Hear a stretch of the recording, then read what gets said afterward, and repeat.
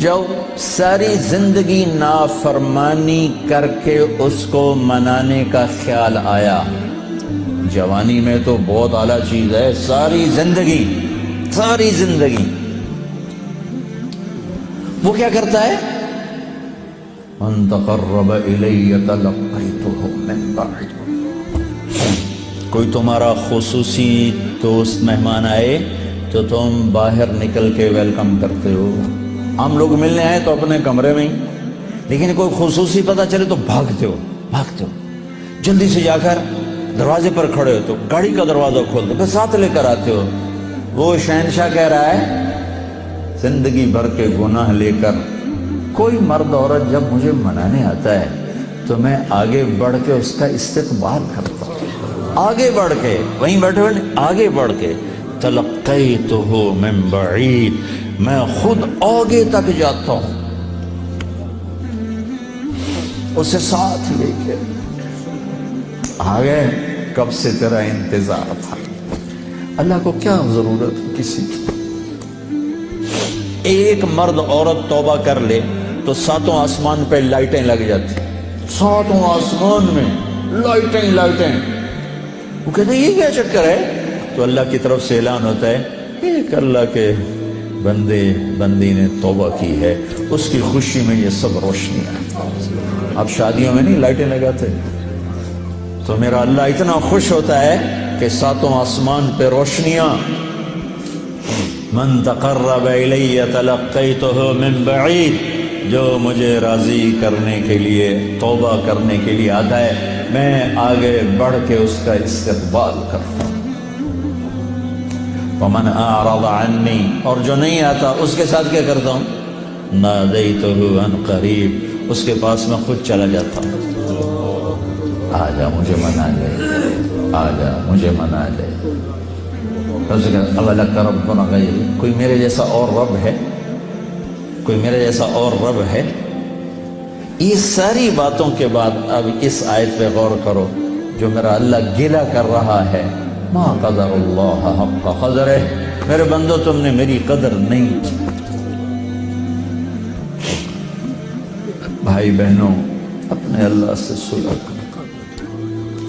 یا ایھا الانسان ما غرک بربک الکریم الذی خلقک فسواک فعدلک فی ای صورت ما شاء رکبک۔ انسان، کیا ان الفاظ میں کیا پیار ہے، کیا شہد ٹپکتا ہوا ہے۔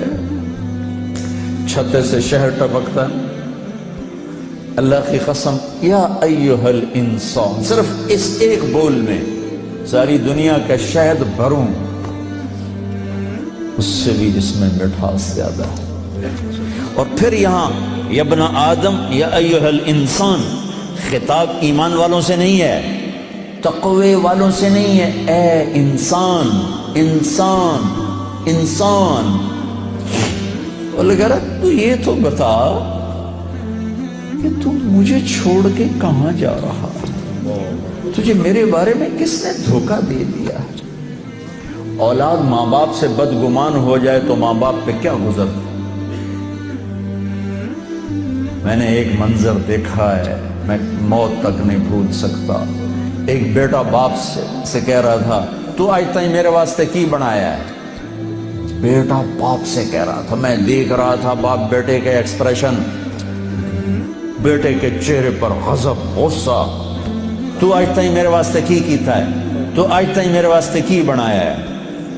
ہوئے ہوئے ہوئے ہوئے ہوئے، میں اب رو رہا ہوں، 40 سال پرانی بات، کہ جو اس باپ کے چہرے پر جو ایک غم تھا، ایک رنج تھا، کہ میرے ہتھاں دا بال اج مینوں آدا تو میرے واسطے کی بنایا ہے؟ جو اس باپ کے چہرے پر ایک کرب تھا، وہ صرف اتنا کہہ رہا تھا، اچھا میرا پتر، کوئی بات نہیں کر رہا تھا، میں اتنی کہہ رہا تھا، اچھا میرا پتر، اچھا میرا پتر۔ पुत्र हमारी जुबान में बेटे को कहते, अच्छा मेरे बेटे, अच्छा मेरे बेटे। हाँ, ये या अय्युहल इंसान में अल्लाह ये कह रहा है, मेरा बंदा मेरे बारे में धोखा खा गया, मेरे बारे में बदगुमान हो गया, क्या हो गया? आ तो सही, फिर मेरी रहमत तो देख, आ तो सही। उमर रज़ी अल्लाह के ज़माने में एक शख्स गवैया था, वो एक तारा होता था, वो बजा बजा के ना अपनी रोटी कमाता था। बूढ़ा हो गया, आवाज़ ख़त्म हो गई, फाके आ गया, तो गाना बजाना कोई अच्छा काम तो है नहीं। तो गया जन्नतुल बकी में, तो कहने लगा या अल्लाह, जब आवाज़ थी तो लोग सुनते थे, रोटी भी चलती थी, आवाज़ गई तो रोटी भी गई, अब इस बुढ़ापे में कहाँ जाऊँ? हालांकि मेरे रिस्क का इंतज़ाम फरमा, मुझे माफ़ फरमा। उमर रज़ी अल्लाह अन्हु मस्जिद में सोए हुए थे, उनको ख्वाब में आवाज़ आई, मेरा एक बंदा जन्नतुल बकी में मुझे पुकार रहा है। किसको आवाज़ आई? उमर। किसके बारे में? गाने वाला। उमर रज़ी अल्लाह अन्हु नंगे पांव दौड़े, नंगे सर, पता नहीं कौन अब्दाल बैठा है वहां पुकारने वाला, जो दौड़े हुए अंदर आए तो कदमों की आहट,